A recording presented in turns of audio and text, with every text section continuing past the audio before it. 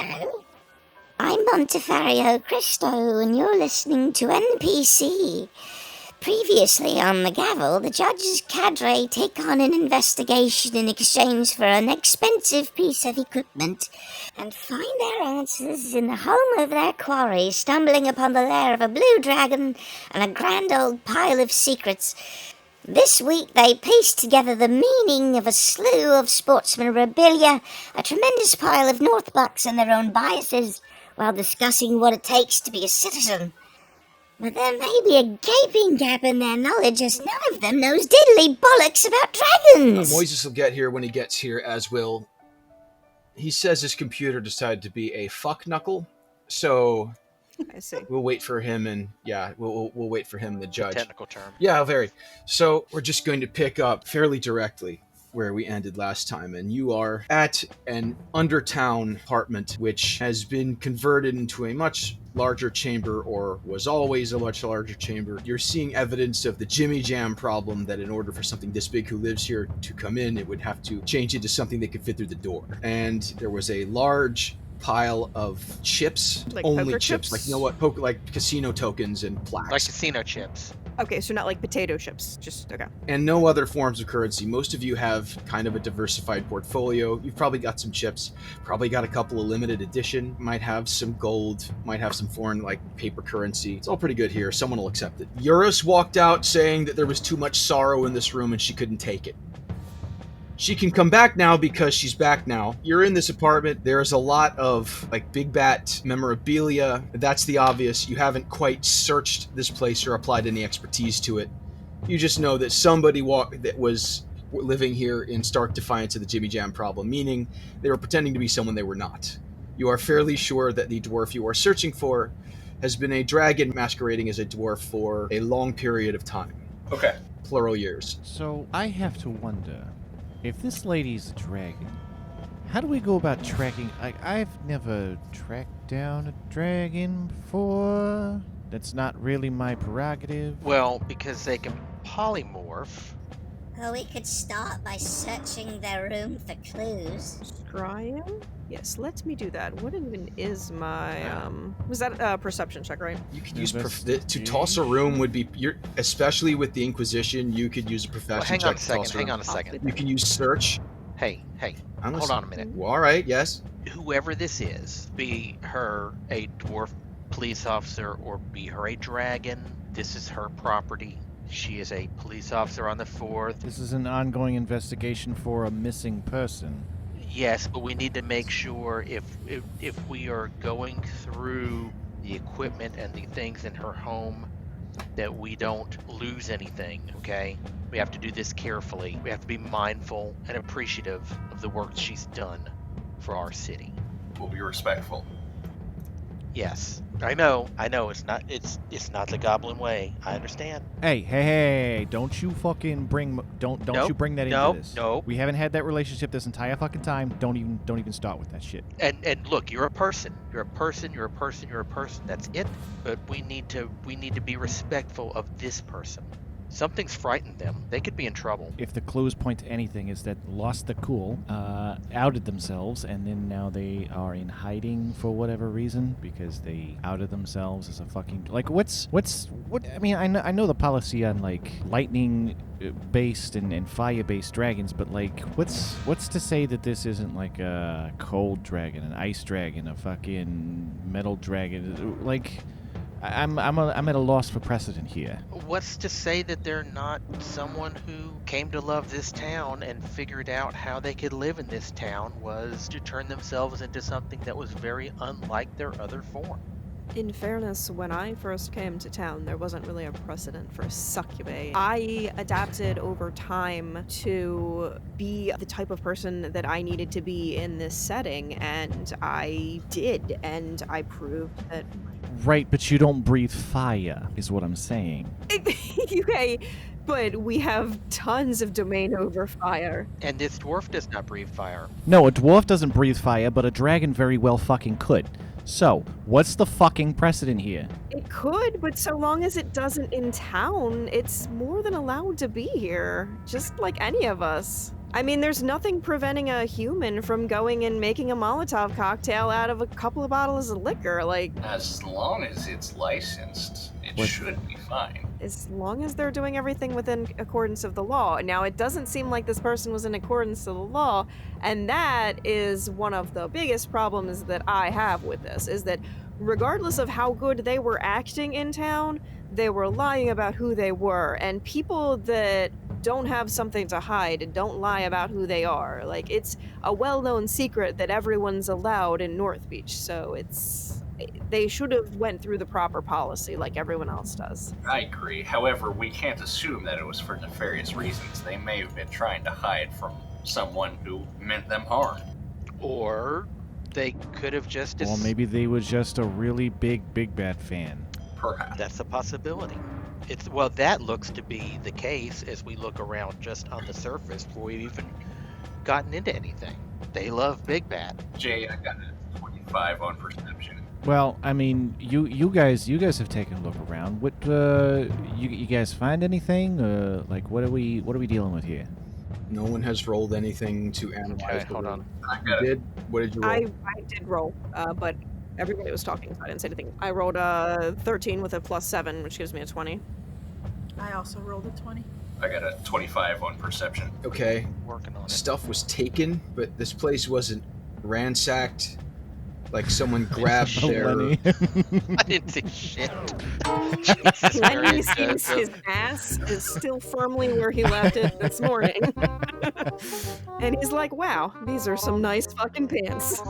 But he has to check a second time. Yeah, one time I was at a spycraft game and there were 7 people and 6 of us rolled initiative and got a 1. Like, we did the math. It was Oh, the chances no. were something like 1 in 20,000. I think it's worse than that. That was the worst luck ever. The other worst luck that ever happened at a table was it was a spycraft game, and they boarded a submarine. We're having a shootout with the crew and the boss, and the boss started throwing grenades. And he threw a grenade at the team leader and rolled a 1. Inside a And- submarine? Oh yeah, and the Brilliant idea. hey, I was like a teenager. I didn't know what a good idea was. It was spycraft. What would be really cool? A battle on a submarine in total darkness. And so he throws a grenade, and it's a natural 1. And what happens in spycraft is they get to bid action dice on how bad the fuck up is. So they bid 4 action dice. So I said, okay, it lands in front of you and doesn't go off because the pin didn't come out all the way. You have a live grenade you can now use. So he throws it back. Natural 1. You only pulled out half the pin. Now he has a live grenade, but they're moving in for the kill on this guy, and he's in cover, and he starts to try to pull this half fucking pin out. Natural 1. So he pops the pin out and drops the grenade on the ground at his feet. And in order to reflex save, he has to leap out from behind his cover and into the open where everyone had a shot on him. And like slow zoom out of the room with the sounds of gunshots. It was the longest chain of natural 1s that I've ever had chained together. The table full of 1s, like 6 people rolling 1s, that's the most 1s I've ever seen rolled. So Lenny, I know you're suffering. We may introduce action dice just because of that soon, but stick with us. I think you're going to be fine. Okay. So you go through this room. Yeah, he's got nothing but casino chips. There's evidence that she gambled for this hoard in addition to other things, and a lot of that gambling was probably on Big Bad. But you're seeing like prize tokens from casinos, so she probably went there and played the odds. It's been a while. Dwarves live a long time. She was beneath suspicion for a while. There's not a lot of tchotchkes from her policing career. One sketch of her and her unit, one little box of medals, little things like the marksmanship stripe and the stuff that you just kind of... Are these well kept and in a position of honor or no? They're in a little glass case, but they're not on an altar and they're not on the wall. You find them in a chest, and like all the police stuff is in a chest. You find a little hand crossbow in there, a bunch of license cards, and... Are they all genuine? Oh, they're all genuine? But You start pulling out these cards, and there's a new identity as this constable, and an old identity as one of the earliest Citizens Draconic stamps. What? One of the earliest Northbeach ever did. Interesting. She was a legit citizen at one time. But Dragons in Moderna, they're kind of having a tough time because a long period of time went by where, I am a dragon slayer, I will kill them and take their shit. And in Moderna, there's kind of less. Like, yes? earliest? It's one of the earlier peoples who got a license to be a citizen in North Beach as a dragon. This is difficult because dragons are very big and their breath is potentially hazardous. So if they become like this, like I say, some people will do anything to survive in Moderna, including settling down for the peaceful life in a city. And there are dragons on the police force, you saw, but they don't do as well. You still got some fanatics that really want to kill all the dragons in the world. You've got kind of the Shadowrun problem where they couldn't possibly really sympathize with us completely, and we're all little munchies. And so you've had, problems, but you also have some fairly famous, the Draco says, are about like, I would say double digits, but not more. All colors, all metals, there's like one cloud dragon living out there in Blanche somewhere, but they tend to take human form to do this. There are actually bars with these patios that a dragon can spread out and stick its head in through a window and kind of act like it's part of the interaction, but ultimately they'll be apart forever. And every once in a while one freaks out and tries to take on a city, and they either make it and make everyone more wary of them, or they die, or in North Beach they get busted. The dragon Fandrouge's fate still hasn't been completely decided by the judge, but she's very busy. So this person's living a dual life, it looks like. The other identity, those cards are expired. Oh, okay, so she was living as that one and now lives on the continent. Moises is here, and then suddenly stopped and took up life as this dwarf, and it looks like it shows an emigration from this really lame square country called Faerun. Fucking Faeruns. Erin, if it were me, I would investigate the person who did these cards to see if perhaps they were just confused and legitimate documentation was given to them, or if they might have been in on making the new identity for our draconic friend here. Either one is possible. Oh, for the new one? How old exactly is that original ID from when she came here as a dragon? I mean, we're talking hundreds of years, tens of years, like what's time scale? Yeah, what do those cards indicate as far as age? They started doing this about 150 years ago, and this identity starts about 122, 125 years ago. You're looking at a blue dragon. Okay, so lightning. Yay! I'm gonna send one of the cards, something that's not like terribly important to the matter at hand. I'm gonna attach it to my familiar and send it back to the Inquisition with just a jotted down note to see what the last known status of that citizen was. The draconic citizen? Yeah. I mean, at some point in time when she switched over her identity, the paper trail stopped. Like, what did it stop with? Do we think that dragon is dead? Do we think that dragon is still alive but outside of North Beach? Like, what is the official status of her original identity? And what do those cards indicate as far as their age as of 122 years ago? Yeah, how old of a dragon is it? Their draconic identity expires. It doesn't cut off. It's just like, this is when they stopped renewing. About 70 years ago, and about 5 years after they expired, this dwarvish identity appeared and resumes, and it's a whole new deck, everything. Huh. The first deck is actually very large because you ever seen like a comical giant deck? It's about the size of a book because, large creature. Erin Orlock has a deck, and those cards are tiny. They're like those little tiny decks that come in a Christmas popper. But he's a familiar. But yeah, I'm gonna cast Detect Magic to see if we miss anything in the room. You give Orlock the main citizenship card, which is enough to pull their file. He flies off, and he flies back with an envelope, but the envelope is stamped Chief Inquisitor Alzastro. That's interesting. Did not expect to get his attention. Her. I'm gonna open... Oh, sorry, her. Yeah, you pop it open. There's like 4 or 5 documents inserted in this. One says that this citizen is wanted for mass murder. Oh. Yeah. And where'd you find this? I send back the other card with the officer's information, and I said same person. I'll just say you sent that at the same time, so Orlock doesn't have to make 2 trips and make you give him a peach to stop screaming in your ear. The first, it says, yes, this dragon was wanted for mass murder because there was an incident in which he got in a fight with another dragon and used her breath weapon, which is electrical damage. Ooh. And Hooray. it was one of the early Draco skirmishes. Dragons have tried to settle old scores inside the city before. It led to the passing of laws. It led to more dragons on the police. It was kind of a precedent. They love to name their incidents. he went up against a rare gray dragon. What? And so it was called the Blue and the Gray, and no one won, nothing was decided. They so horribly mutilated each other, they both had to retreat. The gray one was arrested and exiled. Thrown out, you're not ready for the civilized life. That was like the first statement. Like, if you, like anyone else here, if you're not ready for civilized life, if you just can't give it up, you can go back to living on the road, waiting to ambush nomads and adventurers who have a pretty good chance of killing you because they're everywhere these days, people with class levels. The one about the officer, it's something that Felkie kind of already knows. The career wasn't terribly distinguished, except by taking a lot of unnecessary risk and taking on a lot of danger, but otherwise mostly keeping her mouth shut. Perhaps trying to make up for the atrocities she committed. Yeah, feeling guilty and trying to pay penance. That's what I'm thinking. The personal note is that she would say, I do this job to support my real passion, which is hitting apples into the ocean with a club. Yep. Stupid, but, you know, I'm not the only one who's obsessed with this, you know, pastime, and you have to play big bat in Northbeach. A lot of the problem is you're dealing with fallible creatures, and even dragons, they are magnificent, but Your mom's a fallible they're creature. a lot of the time slave to their... Actually, his mother's the most level human being I've ever met, so I really can't say that. I'll tell her you said that. I'll tell her you said both of those things, and we'll see what she says about you.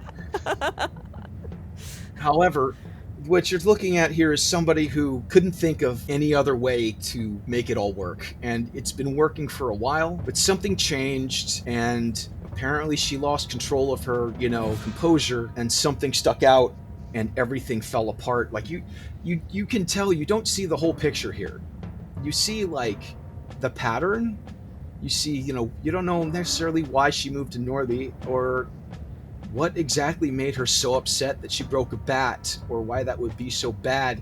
Being wanted for mass murder is a thing, and now that you know that, you're fairly obligated to bring this person in. You could say this is a historical figure because she's one of the causes of the We Are Not Ants Act.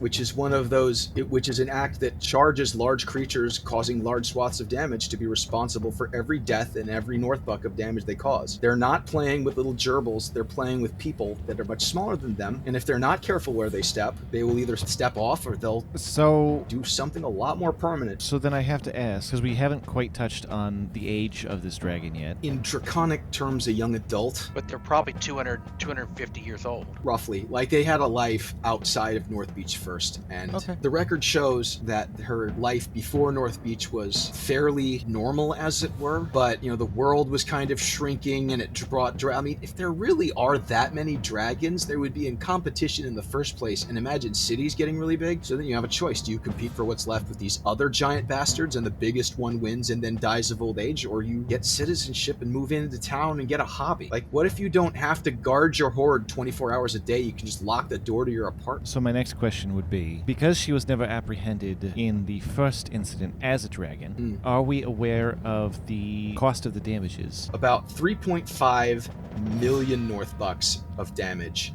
that was done. God damn. This is not counting the loss of lives. Right. Because there is no counting the loss of lives. Right. Nor do the charges seem to give a shit. Now, you're looking at this pile of chips. There's no ledger here saying exactly how many there are. They try to make a fat pile and then go, oh, that's good enough. Now I have to add more to it. No, Nothing's ever good enough. That's the problem with dragons. They're the ultimate rich hoarders. But when you're repaying a debt, you keep track of every bit of repayment you have. So I think that in this situation, they probably know how much money they have. She probably knows. This is under the assumption, of course, that they are trying to repay this debt. Fair. Very fair. You're trying to figure that out. You're trying to see how much is in. If there's 7 million in this stack, they're definitely not trying to pay it back. If there's like 8 or 10 million in here, they're not trying to pay anything back. They just want to sleep on poker chips. So you start like, how do we figure it out? So you start pawing through it. You're looking at mostly denominations below 1,000. Someone was playing pretty careful. There are no plaques of, like, there's some 1,000 Northbuck plaques, but a lot of singles. Like, a lot of singles. But there's not the only one. Can you bet on strippers? You can bet on whatever you want with Bet these. on them? I mean, Bet on what? That they'll fall? So, I bet he's got a ever been big to old the Nudie Bar, Blick? Like, what are you betting on the strippers? What It's a lot of singles. It's a lot of He's a pretty singles. What do you safe expect me to Batman. say? So, Blick, I think we need to take you to where you see what happens in there. I think there's some confusion. I don't think he knows. Oh god. So you're trying to figure out exactly how much is in this, and you and the other characters are actually quite scholarly. So you start like, oh, well, all right, let's take a basket of these and figure out the average amount of chips in the basket, and then we'll like figure out the volume of the pile, and then we'll look at, and you kind of look it over, and does anybody have appraise? Is it a skill? It is a skill. Yes. I have 1 point. No. 1 point. You have 1 point in it. Is it a class skill? No. Crack the No, knuckles, roll the dice. Sell me another skill to try to, but appraise would be the biggest one. If any of your offices deal heavily in commerce or counterfeiting, I'll give you profession, Well, but not just anyone. I mean, Well, I sold I'm honey, so glad so you my asked. profession is about selling honey. There's that. There's You that. could buy a lot of honey with this. I would also like to say that as a professional Coast Guard Navy officer, that it would be pertinent of me to be able to quickly appraise the approximate value of a large stash of drugs being transported into or out of Northbeach, and thus that might be a could I roll knowledge profession? I will not give you as good information if you use a profession check, Okay. because I will put it in the frame of mind of someone who's looking for smugglers and how much volume we have here. Is there anybody from Dammit? Because somebody from Dammit probably is used to large busts and can visually appraise currency. Not anymore. Damn it. Literally. Oh, you know who would be really good right now? Fucking Ambassador Hyhan. Her and her fucking religion of accounting. That could go either way, because she might consider herself to kind of owe you a favor, and she seems to have a dual attitude. You seem to keep insulting her and then asking her for her help, and she's like, "Oh, that's cute. You're fickle little mortals." So you could probably She's still convince her to alive. come out and help you, She's still alive. or someone like her. So like, how do you contact her? And like, you want to send Orlock or something, or do you want to hire a messenger to cast sending or something, or do you have a spell that we could use? Well, let's see. Do I have anything? At this point, it would be everybody's prerogative to go through this spell list. Don't think I have anything. You probably don't have a sending spell that'll go that long, but No. you probably have. You could send Orlock to do it. The best Send that him I a could prayer do letter. as Blick would be to do like a heightened awareness, boost my ability to kind of estimate, but still that doesn't really give us a All right, a great sure. thing. No. You get an idea. You're like, all right, how about this? Let's push all the singles into a pile. Everyone help me here. Just grab all the singles and throw them on this side of the room, and everything that's left, we'll have in a little pile over here. And kind of get some estimation of what's going on here. Okay, so I'm having a hard time following what's been happening. Oh shit, hold Came on. in late, so- I have a praise. Because I came in late, but what are we doing? Okay, you hear a outside, and then a knock at the door. Mm-hmm. I go up to the door, and who is it? It's me. Well, come in. Alright. Door opens. Hi, It's Ignacio. I walk in. Ignacio, you walk in, and like, this apartment it's in Undertown, so it's an underground house, and it's a long hall to get in, and a really, really, really big main room. Like, whatever lived in here would have to change into something smaller to fit through the door. There's a large pile, of Northbuck chips, and the police here, your friends, are trying to figure out how much is in it. There's a lot of Big Bat memorabilia on the wall. There's a rack of Big Bats, and 2 of them are missing. Interesting.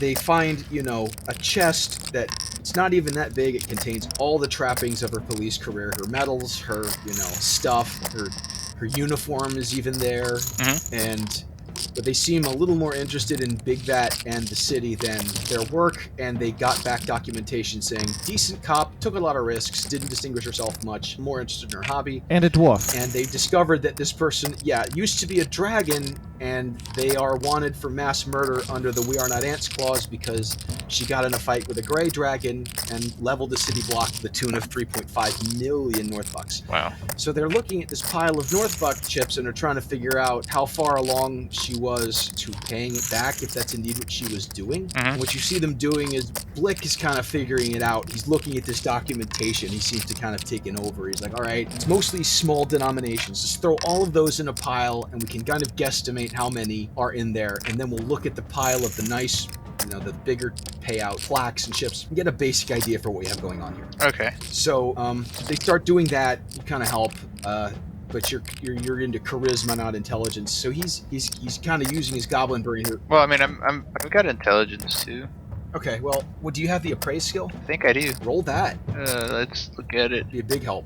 It is. Did I close out of it? No, it's not. Here it is. Bombini and I both have 1 point in appraise. I tanked my appraise, by the way. But 1 point in appraise does not make. Yeah, I've got. You guys want to just? I've got a +2 to it, so. You guys don't have great rolls, but go ahead and roll in general in Discord, and we'll see how this rolls out, and then we'll stop for our drinky break, and then start again. I didn't realize we were using Discord. I was trying to keep it. It's okay. I have a 2-monitor setup now, so. If you want, you can roll for me. I don't care. Just D20 what's your +2. total bonus? Oh, D20 look at that! Look at that, Bombini. Yeah. Oh, look at that. Yeah, Blick is effectively useless here. Look, Brother Lenny. A decent roll, I know. It's a decent roll. What'd she roll? Rolled an 18. Okay, Brother Lenny, you and Wait, no, not and Moises, did not Bombini Moises. roll too? Is that Chuck? Yeah, he's Bombini, Who the fuck is? Fixed it. Flynn Psychosis. That's Yeah. Chuck. There we go. So Rexis got a really high roll. Lenny got a really good roll. Bombini actually got a really good roll. So Blick did. Did I not get a good roll? Blick starts his plan. You got a 10, which is Okay. Yeah. What you're doing is you're off to the side with the paper and you're taking the math down. You're like, okay, 10 times 6 cubic, and then plus the times. I know I'm dumb. Width. I'm dumb. All right. Yeah. You're not. Moises and I are over here like trying to smash our heads together. Just a general. While they're doing that, I'm gonna notify Babel that there's like a dragon with. We're not sure their motivations. That has kind of been hiding out in the city, and we're looking into that. I want fruit. What the fuck? I'm sorry. I want a million Northbucks. I don't think Fruit is cheaper than 1 million Northbucks. Do you know why we don't have head feathers? I did not hear that properly. Do you know why we don't have head feathers, boss? This fucking bird. The same reason vultures do. They don't want blood in their hair. We don't want fruit juice in our hair, which is the irony. We don't have head feathers because we devour fruit and the fruit just gets all over us. It's like a cannibalistic feeding frenzy except with fruit. There's like tons of other birds that, eat fruit and actually have head feathers. I know, we're so messy. I'm not even joking. This is the actual reason we don't have head feathers. Yeah, that's not a virtue, though. I'm trying to tell you how much I want peaches. I understand that. I'm trying to express to you how little I care about how much you want peaches. Peaches! Do your work. You'll get peaches when we get home. I grab him off my shoulder and I just toss him up into the air.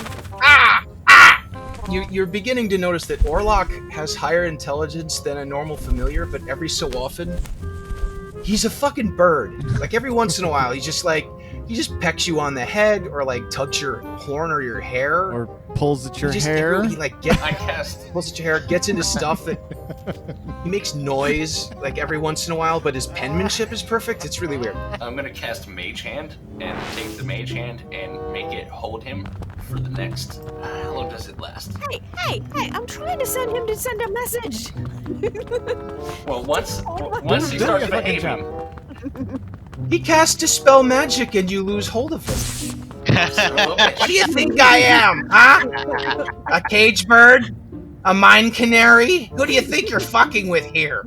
I'm from hell. You're about to be the canary in the coal mines. Oh gosh. I'll be watching you. Why indeed? Oh, right. I know. Because you took a job as a police officer. You could have been lord of everything if you'd wanted, but no. Why would anybody want that? Sounds like a lot of work. It is a lot of work. Well, you know what the ducks say. More. It exists, so fuck it. More. That's what the ducks say. Is there anything else you want me to tell Babel? Anybody else have any messages for Babel? No. I mean, It's- I'm gonna How's my airship certification coming along? priorities. Priorities.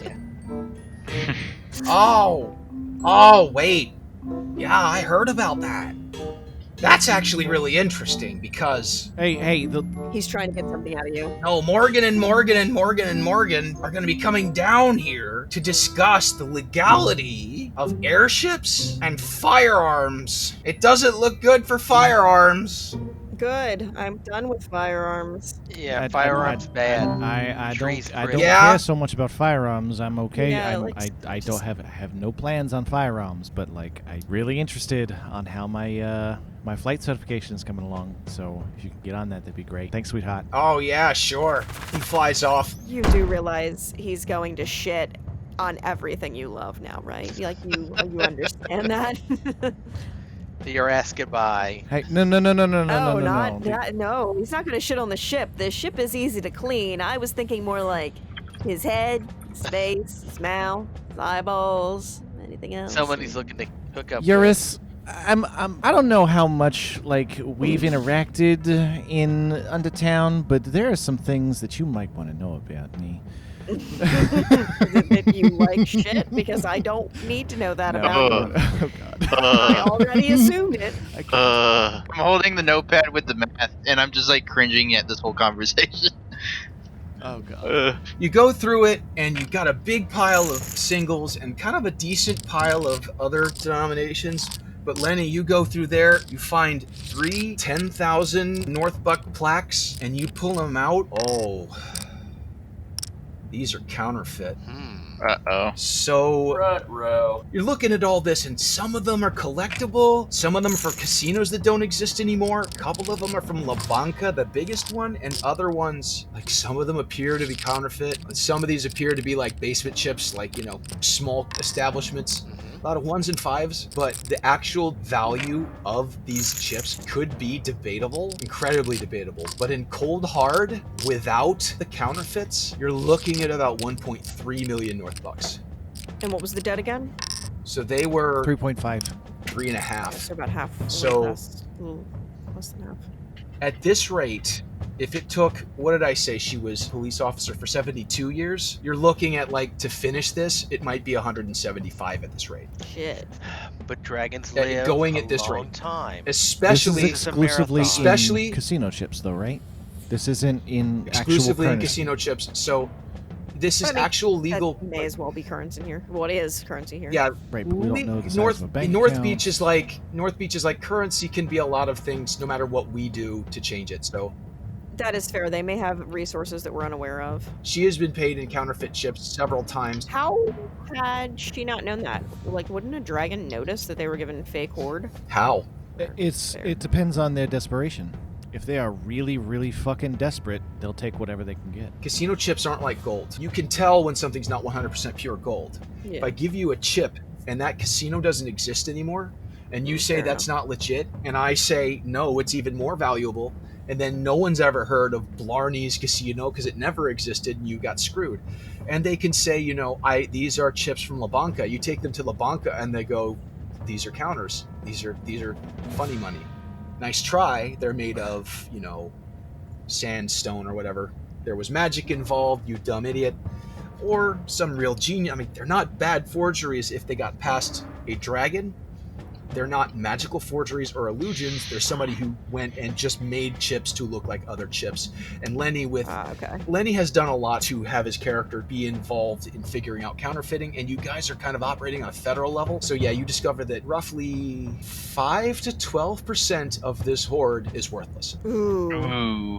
which That's awful. wouldn't happen in the wild. You have gold, silver, and copper. In Norby, counterfeiting. Oh, it's something that they don't deal with in their hoard, in their cave in the middle of nowhere. A couple of people have it hard in Northbeach: the undead, dragons, and big folk. Okay. It just, no matter what they do, it's always going to be kind of a problem. And that's what we've got. They've got a large draconic, creature that causes electrical fires with its breath weapon. It's a breath weapon that is really indiscriminate and hurts a lot of people. After that happened, also, they really bolstered up the electricity laws and the 2-word poem, which is 2 words, electrical fire. That's the 2-word poem about electricity. It basically became lawfully as bad as fire after that day. The other one was shooting shadow plane negative energy breath and just leaving skeletons of people. So he got busted pretty bad too and is never ever coming back here. And that's where we end this episode. Thank you all for listening. That's where we end here. We appreciate having you here, and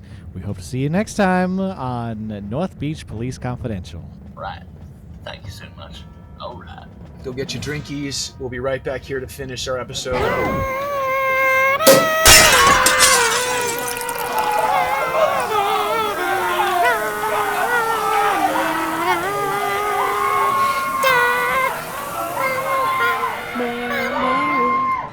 God damn it, bitch. I love you, but also, bitch.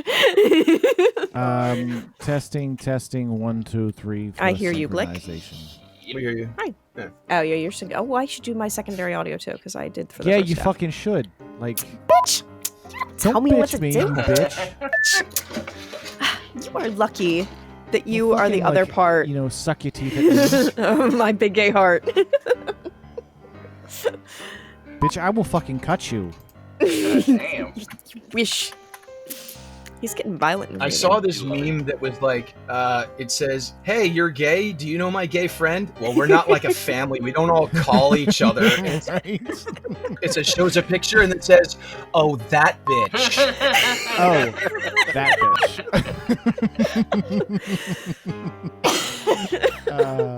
I find myself doing that, like with people from Fire Island. It's like, you may know this, you may know that. Oh, that bitch.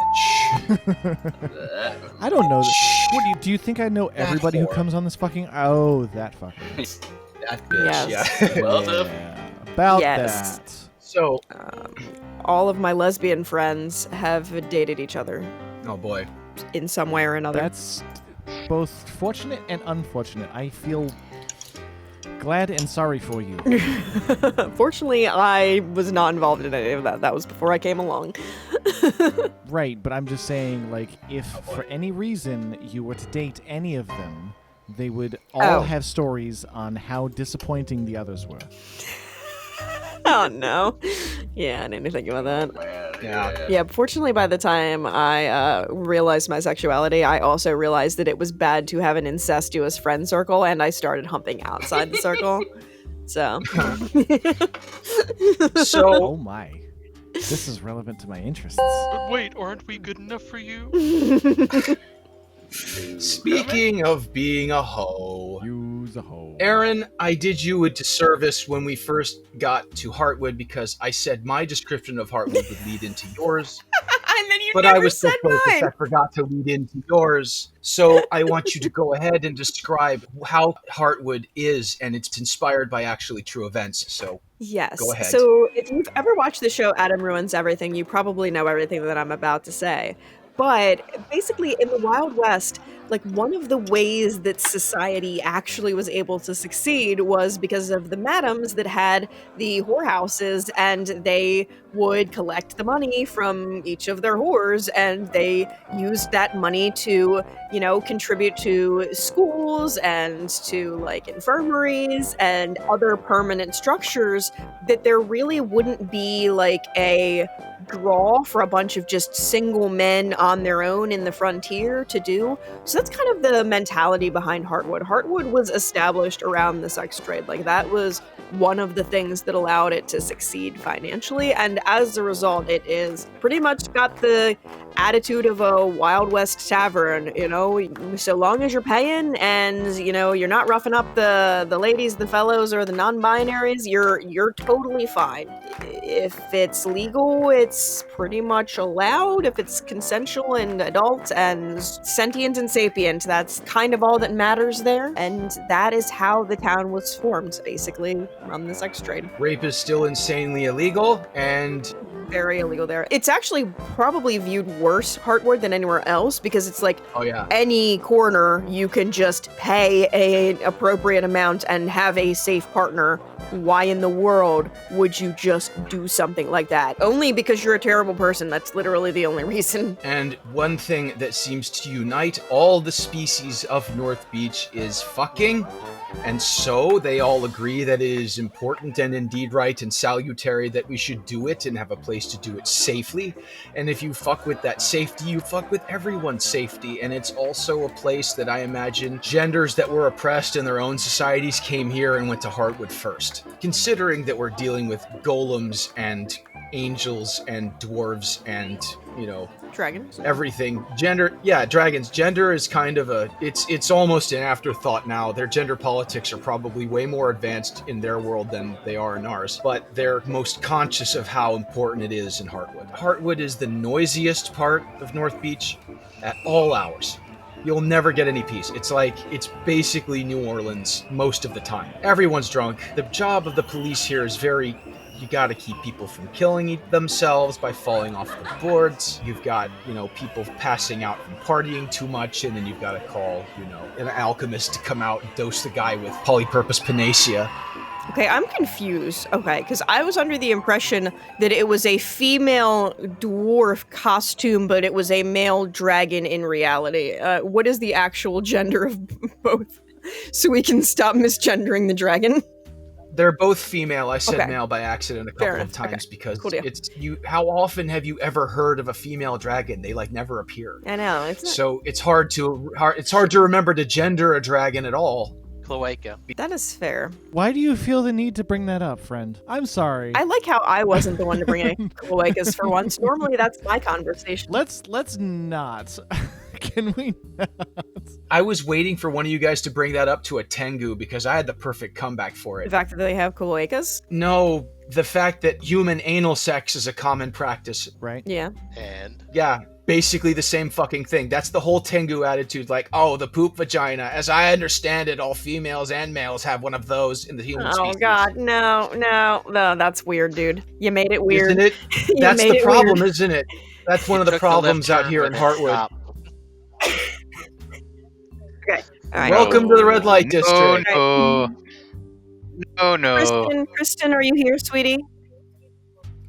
Goblin dick everywhere. Goblin dick. Oh god, none of the Why goblins is are this wearing relevant like to anything. my- The cops are allowed to go around without pants if they want, but you get down to this hotel, you can make your residence, and this hotel room you find has a long entryway and a very big interior as they described. You see everyone.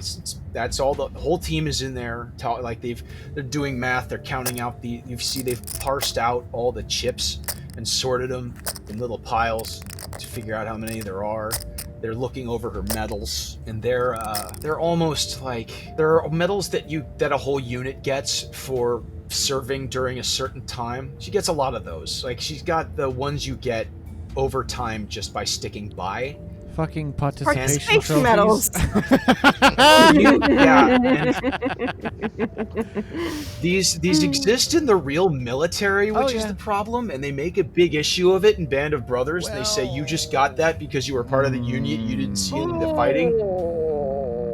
And so he gets up and he leaves it on the bar and he walks out. So this woman has mostly these unit badges, but a few for bravery. okay.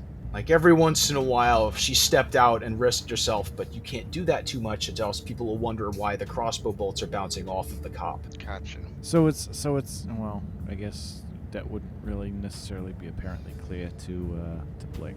But it would be to the judge. With her. So they have this documentation that's from they sent a memorandum to the Inquisition, and it has full information on this officer. Served for 72 years, took a lot of risks, but otherwise mostly was focused on their personal life, which was Big Bat. Their Big Bat career wasn't really that distinguished either. It was kind of B-League, and you see the trappings of her police work. The identity of the dragon before it, completely different set of cards, expired 5 years before and not canceled or anything, just lapsed. It would be 5 years before this dwarf appeared on the scene and became a police officer and started betting on Big Bat games and accumulating money, apparently not looking very closely at it because there was some counterfeit stuff in there. Wanted for mass murder under the We Are Not Ants Act for large creatures causing large swaths of damage are responsible for everything that happens, which means all the people that died and the resulting fire that even caused electrical spell laws to be passed, making them as bad as fire spells. Otherwise, old school, but not homicidal. Is it a possibility that this dragon's life may be in danger? Because if people knew that someone who had done this much damage was still alive, I'm just wondering if there might be another element to this of they were fighting other dragons at the time, right? It was 2 dragons fighting one another. One was a gray dragon, which... What happened with that gray dragon? Rare. Is it still alive? She would have been... is it a possibility that... She was probably executed, actually. She was either thrown out back into the world or executed. So we're not going to have another dragon battle is what I'm just trying to... No, the other dragon involved in the fight is gone, and so you've got, for some reason, she lost her cool, dropped her face for too long, went into hiding, did not re-emerge, took some stuff and just ditched. The last few pages of the documentation are Alzastro being a bitch and criticizing Eurus's bureaucratic handling of it, lodging X, Y, and Z complaints for delivering sensitive information via parrot, and it's a bunch of bullshit she says to give you a hard time, and it's yeah, I love you too. Whatever. My parrot's more competent than most minions, I don't really care. What is she gonna do? You and her are kind of within range to mouth off to each other administratively, but in the end, if you order her to do something, she has to do it. Yeah. And on the last page, there is a note that says, it's in the barest code that someone wants to see you at Inquisition headquarters. As in now? It doesn't say. It says someone went there looking for you. And did we decide where Inquisition headquarters was, logically? I don't think we have. I don't think we have. I would guess Ravengard. They may not. Ravengard's another. Ravengard kind of makes sense. Ravengard's not part of Northbeach. Now, or not, frick, what's the place? Loading, please wait. Greenbelt, Sauvignon. Sauvignon sounds like a place they might hang out, but they might also be unusual in that they don't have a centralized location, that every quote-unquote church in this city is Inquisition headquarters, is back. Inquisition, welcome back. Ground. So if you want just to make it easy, it could be in Heartwood, because why not? Because you've got a lot of people calling out to the gods here during sex, and someone's got to keep an eye on that stuff. In which case, it's back at the place that other place. The only other thing that I was thinking is about Mauve Rule. Mauve Rule. What did we say that was? It's all of the Lavender districts. So just general federal government offices. Oh, you know what? I'll say that the headquarters... I forgot Ravengard wasn't even in Northbeach. That's achy. It makes me sad. Ravengard is in the north. It's on the other side. They're telling it. I assume there's a central super temple somewhere where all of the religious places get together. Yeah, but where would that be appropriate? It sounds kind of like it would be in Blanche, but it could also be in a place like Sauvignon, because everyone's out there celebrating. I don't think there can be one. They could be in Ocean City. That would be. You need to have more than one. Yeah, I agree. There's one. Because you're going to always intrinsically have two faiths that are very disparate faiths that, cannot exist in juxtaposition, where their beliefs are so polar opposite that just existing in the same place is impossible. I don't know if it would be a place where they try and coexist more, that's a place they get together to discuss things. There's got to be some sort of central religious, I don't know what you would call it, maybe not a temple. I've got an idea. The Meta Church. You go to any of the churches in Northbeach and you can go to a pseudo dimension that is proprietary to the Inquisition. It's a little nearer the Divine Planes, and all it is a really, really, really, really, really big cathedral. It's like gigantic cathedral, and that's basically the main headquarters. You can get to it from any church, but it's not anywhere in Northbeach. It's a little like the Teleport Authority in this way, which is why her having a planar office on the battleship makes so much sense. She could probably get to the meta church from there. So since they all have word of recall anyway,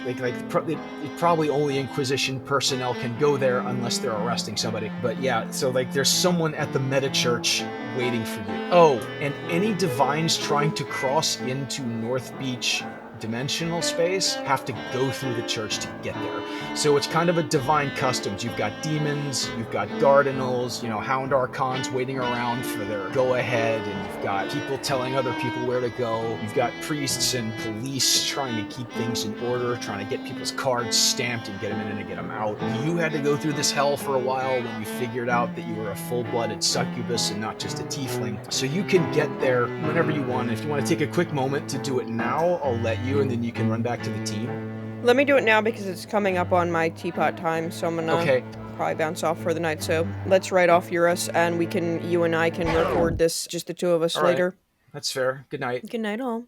I love you guys. Night. Good night. It's nice to actually say goodbye for once, but I never want to interrupt you guys. Good night, hon. Okay.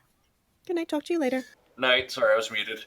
So she goes back to the church to figure out what they want. She leaves Orlok behind as the Inquisition consultant. You're still in this house. You've tossed it. The last thing you find with your search, because some of you rolled so well. In fact, I rolled Orlok a critical that didn't ever get played, so he finds it. It's an article about these crazy bars playing this new game called Chicken Ball. It's kind of takes inspiration from YouTube culture, where blowing stuff up and breaking things and jumping off of balconies will get you views.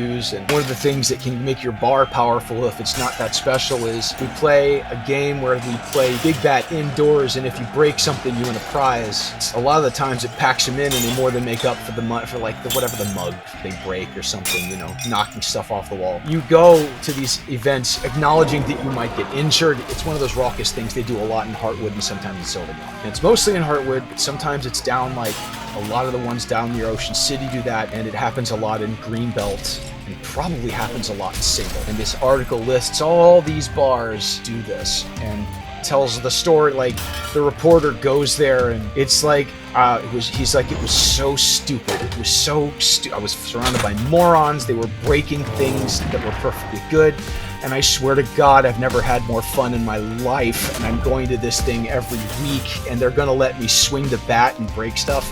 Can you believe this? It's like one time my father took me out to a field with a toilet and a sledgehammer. The most fun you can have with your clothes on is breaking an old toilet with a sledgehammer. This harkens back to that crazy feeling I felt as a kid. What is it with the fucking toilets? All right, I can tell you that. I can tell you the reason I think about toilets all the time in this game. Have you ever seen the movie Fire, the greatest festival that never happened? No. The Fire Festival? Yeah. Okay. Yes. The Fire Festival. Like one of their problems is this guy kept going, you have to have enough toilets, and they're going like, shut up. And he's like, why aren't you listening to me? You guys are going to be miserable. And there's this guy, he calls himself Mr. Toilet, and he goes around the world. No one wants to talk about sanitation, but it's so important. Like in India, people just go out into a field and shit. And so you've got a city like this one with all different species living three-dimensionally stacked on top of each other. Where does the poop go? Like, you've got to think about it, because someone's gonna fucking ask. Goes to the poop dimension. Like in video games, there are no bathrooms. So like there are no bathrooms in video games. So like we've got to. Yeah, I've always wondered about that. Yeah, because no video games characters. Like if we're in a civic situation, someone's gonna ask, where does the poop go? And I wanted to have answers for those fuckers, because there are things that would teleport it to another dimension, that would turn it into pure water, that would, some practical magic will change it. And the fact that one of the things that we don't have to worry about here is, poop, because I don't want to worry about that too much. The question becomes, so what does a toilet look like in a country where you could be a bird? It just gets teleported out of your stomach to the poop dimension. What is it like? Let's just go with that. Maybe the rich people do that. Like, what if that's this thing we don't talk about? So it's more on my mind than I want it to be, but I keep thinking, no, you know what? Someday dickhead adventurer would probably think of something that would warp the poop into like the fire plane or something and make it so that sewage was never a problem. And how do we apply that to a whole city so we can justify having a population this big without some civil engineer asshole coming in going, well, actually... So, yeah, I do think about toilets a lot, and it's probably a weird question in Northbeach. And the 2 trials that happened off recording that we did were one is an animated toilet suing its owner for making it sapient because it wants to die. And then we had that Shugenja that said the spirit of the toilet made fun of his dick. So I wanted to have the most awkward court cases possible, inspired by Florida Man and real adventurers doing dumb stuff. And what's the most awkward thing you could bring into a courtroom? A fucking toilet. And I found not 1, but 2 excuses to do it. And I was really proud of myself for being smart enough to come up with 2 reasons you'd take a toilet to court. Right, and but I love this TV show Night Court, and that's how I think. I just had to ask. And that's why, because you have to think about it. That's the problem with being a really large species here. You eat an entire cow for breakfast. And where does the poop go? Where's the only toilet in Northbeach that accommodates huge or gargantuan characters? Probably nowhere. So that's why I think I've talked about scaling, where in order to live in Northbeach, you allow yourself to have your size increased or decreased to fit the infrastructure. So you don't see a lot of people bigger than large. You don't see a lot of people smaller than tiny. It's dangerous to be smaller than that. You're smaller than a cat at that point. And if you're huge, there's a lot of boardwalks that won't hold you, and they've had problems. They've had like people who fell through and sued. They've had, people get in a fight and then take off their scaling and expand and like damage the building and fall through the floor. And the other big question is, what happens when they shit? And what happens when everyone shits? Like, what happens when these birds do it? And like, it was probably a huge problem at one point. And if you really wanted to have the campaign can be played at any era of Northbeach's existence, including when XYZ was illegal and when XYZ was a problem. You can play Northbeach in an extremely dark time and a bad economy when magic is totally illegal and sex is embargoed. No one wants to live that, so we try not to take on all that shit at once. What? No. Let's never go back there. Right? Can you imagine? Ever fucking go back there. You're playing in a para-utopia and you don't ever want to go back. It's like, and one of the reasons it's a great place is they figured out what to do with the sewage. And I kind of also want to know, I'm ahead of you fuckers. God, it would be like London in the fucking 1800s. Yeah, they had a problem for a while like San Francisco does now. And it's not a problem that's gone away in our lives. So in Northbeach, I'm like, how would they fix it? So you've got bags of devouring, you've got spheres of annihilation, you've got gateways to other universes, you've got purification. There's all kinds of things you can do to clean up the sewage. Northbeach probably does all of them on a sliding scale of how much money people have to work with. Alrighty, so we've gone into this for like a good solid 10 minutes, and I hate to cut you off, but we do have a game to play. Oh, you're not cutting me off. I was done. But you guys are in this room, and you've got a brochure on Chicken Ball, and you've discovered 1.3 million Northbucks plus 12% counterfeited, so non-magically. There are no insane... when you use detect magic, some of the bats actually show up, and some of them are really good too. Like you notice some of the bats are extremely high quality. One is made of adamantine. That's like 2,000-3,000 Northbucks. There's one with astral drift metal and one made of they're... Yoink. Oh, I thought you didn't play. But anyway, so why would someone take a cheap iron, like a bargain bat? I guess she was hiding. Someone will ask questions if you actually take some of these bats out. So it would seem that while this creature might have been trying to pay back... I was kidding, I'm not gonna yoink it. What they owed, they also appear to have... you get evidence that some of these have been won in bets, and some of these have been purchased. Okay. So if she has one weakness, it's these bats. But with 1.3 million, you could have bought a lot more, but some of the money went into playing the game. So at this point, I have to, as a ranger, I feel it's my duty to do so, look at all of this duty. to look at all of these pieces, to look at all of these little clues and whatnot, and see if I can't get an accurate representation of where this person might go if they were to, disappear off the face of the earth. So, I am going to roll a tracking, which is a survival. So, let me go ahead and get back over here. What trail are you following? I'm just trying to see, based on everything that's here, because we don't really have any other... Oh, so you're being really broad. Okay, I'll take that. All right. Right. So it's we don't have any other leads. So it's is there anything here that could help us identify where this person, dragon, dwarf, may have gone to if they just decided to just poof off the face of the earth, right?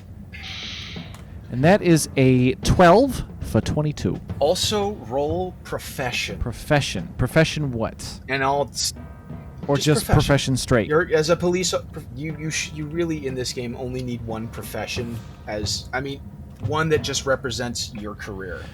Have you seen this kind of stuff before? What happened in other cases? Is there precedent for this? You have professional experience to call upon as insight to where someone would go under these circumstances. All right, that is a 19 Combined for 27. with your ability to track people. Okay, those are great rolls. You're like... Well, a creature like this would have a couple of... This would explain why they're resisting being scryed and actually bucking the attempt. And they could be anywhere by now. They could have taken the hex station to another country if they were able to secure passage. Now, compromised documentation, someone who's been flagged, might not be able to take a hex station, but dragons are not, they're not babies. They could probably just walk out of Norby and then fly wherever else they decided to go. Right. And they also hadn't been flagged at the time of their disappearance, so... Yeah, so there's a window of disappearance going on. Your brochure... We should go to this bar for the brochure. Well, the thing is it names a bunch of bars. But what it says is that the season for it, for some reason, it coincides with some other holiday. So Chicken Ball, quote-unquote, season, quote-unquote, starts yesterday, today, and tomorrow. And you're thinking this person either is gone forever and we'll never see them again, or are arrogant enough for one last hurrah. They're holed up in a bar somewhere playing chicken ball or betting on chicken ball. That's not that does not... When you compare that to Felkie's logic, there are no flaws. That's possible. There's no reason that couldn't be... But there could also... You also get the feeling there's more to this. And maybe it's not in here. Maybe we'll figure it out when we get closer to finding out where the... And Blick, did you write down the name of this police officer? Because we've gone 2 recording sessions now without having had to say her name, and we've done really well. The only information we have on this person's name is Lulu. That is their alias. Oh, right.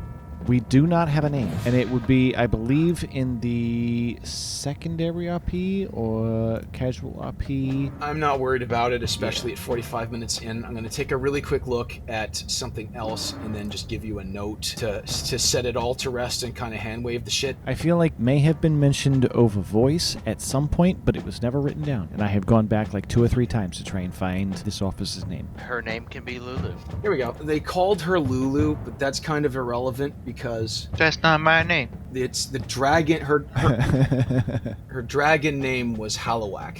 Hallowak. Okay. And do any of you speak dragon? Draconic. I highly doubt it. That's gonna be a no from me, boss. Actually... I chose arboreal instead so I can speak to the trees. Technically, Yeah, Eurus no. can, That's so important. if she would have been back by now, Eurus can translate for them. Linguist of the group. Yeah, I speak Draconic. All right. Means angry sky. Angry Sky. Got it. Well, lightning, yeah. It's a blue dragon name. Lulu is a Northbeach name. Oh, right. I named her Lullander, and that's why they call her Lulu, or Lull. Constable Lullander, no last name. Okay. Somebody roll me another profession or search check. It's we're getting a little closer. Maybe we can squeeze some more details out of this house.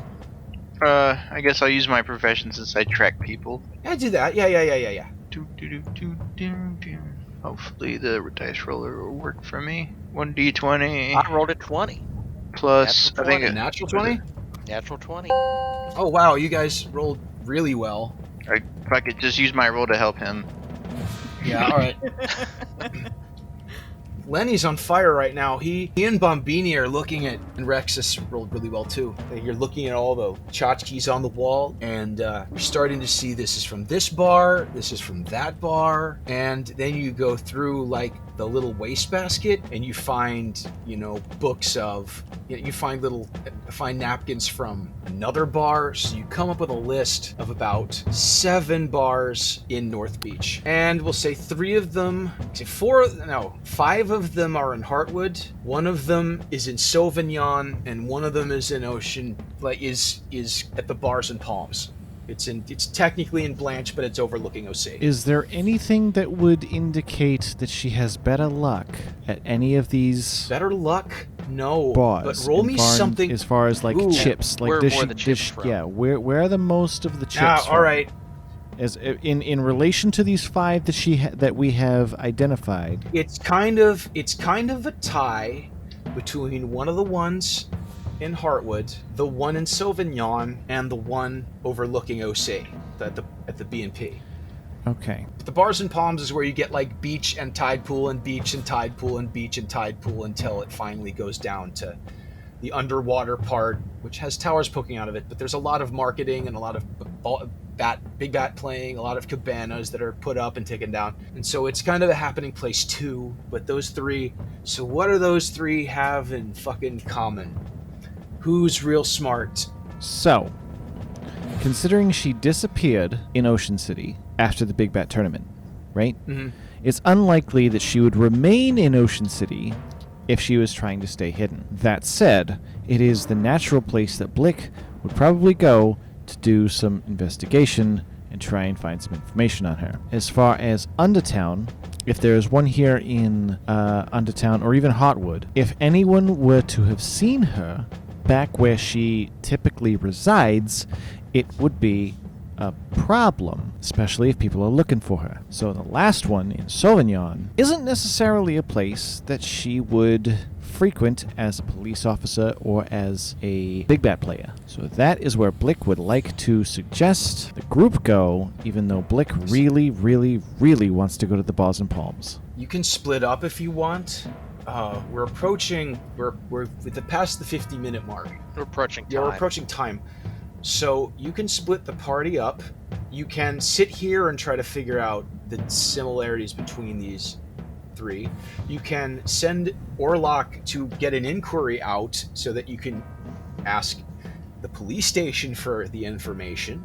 You can do these quickly, or we can just role play next time that you actually just go down there. But you could probably, I'll tell you, you could probably solve a little more without going. Okay, so then you could probably figure out what the relation between the 3 that are the most popular to him.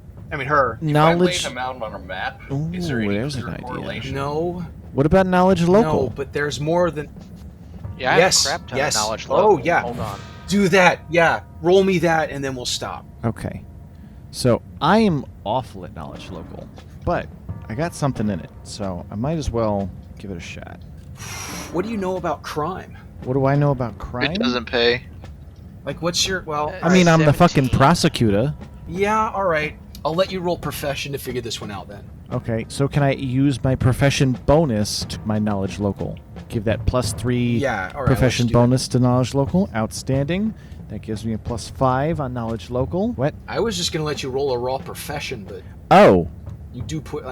profession is like, there's... Knowledge local is what you know about actually walking around and being part of North Beach culture. A profession is your experience of policing North Beach. What have I seen before? What am I definitely going to deal with again? What do I deal with every day? How do I file my paperwork and make my money? How do I deal with the minutia of being a cop? How do I do paperwork? Right.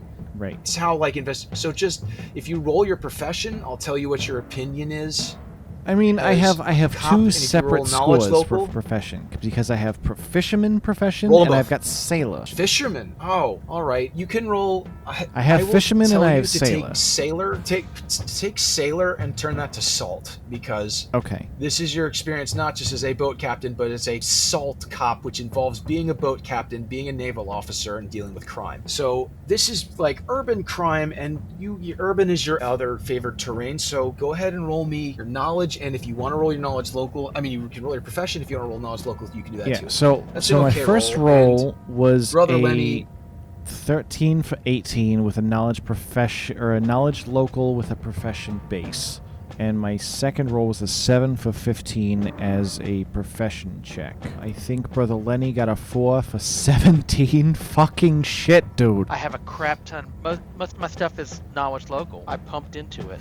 Rexis rolled really high, too. And between you, the quick conclusion is, do they all have the same owner? Huh. Yeah. Ooh. Yeah, it's the Runyon crime family. Ooh. And the forged money. The pattern begins to emerge. So it's the crime family that's keeping her safe, or forging her documents for her, possibly. Yeah, but since you've got a federal investigator with you who looks into organized crime, with a role like that, his conclusion is, things between her and the syndicate are probably not so good anymore. Something happened. That's why she disappeared. Oh, okay. And All right. you would be hornswoggled, to use that word again, if that didn't have something to do with her flying off the handle I wonder what they wanted her to and breaking a bat.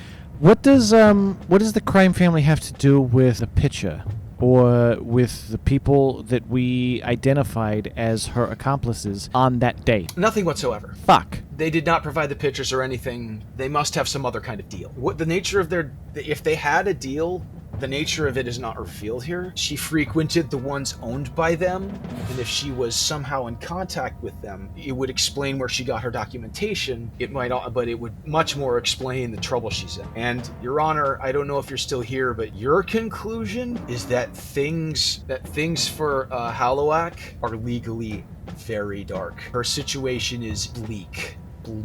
Mass murder, and now all right, so you can tell her when she gets back, I guess, but the conclusion lawfully is the sun has set on this creature's existence. That's why all the sorrow in the room. I bet they wanted her to do something. It's over. And that's where we end this episode. Thank you all for listening. We appreciate having you. No. I'll be the one to tell you that. Oh, really now? All right, Please, take Jay. back the power. Take us Now- away.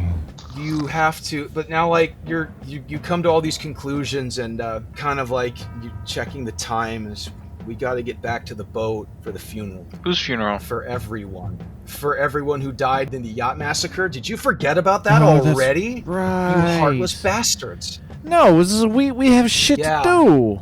But you have not honored the fallen yet. Next time on the Gavel, the crew return to the ship for a solemn ceremony and a banquet, but it's no vacation. Judge Grimmadine has guests, and Eurus must finally face her mother and decide whether or not to indulge a ridiculous request. And finally, Zygon Charybdis is our lawyer. Do we really know him? Music by Kevin MacLeod at Incompetech.com, and you can support us at the Montresor Media Patreon with a few Northbucks. And finally, chastise us for our near total disregard for the rules on Twitter at We Are NPCs.